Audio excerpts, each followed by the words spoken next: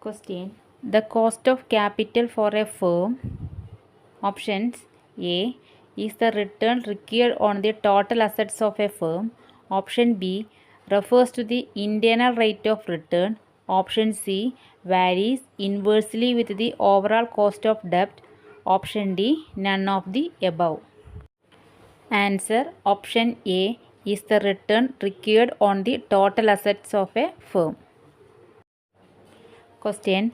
The cost of equity share or debt is known as. Option A. The specific cost of capital. Option B.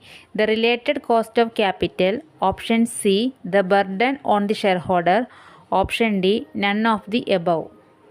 Answer. Option A. The specific cost of capital. Question. Which of the following factors affects the determination of the cost of capital for a firm? Option A. Operating and financing decisions. Option B. General economic factors. Option C. Market conditions. Option D. All of the above. Answer. Option D. All of the above. Which are the following factors affecting the cost of capital can be controlled by the firm? Options. A. Tax rates. Option B. Dividend policy. Option C. Level of interest rates. Option D. All of the above. Answer. Option B. Dividend policy. Question.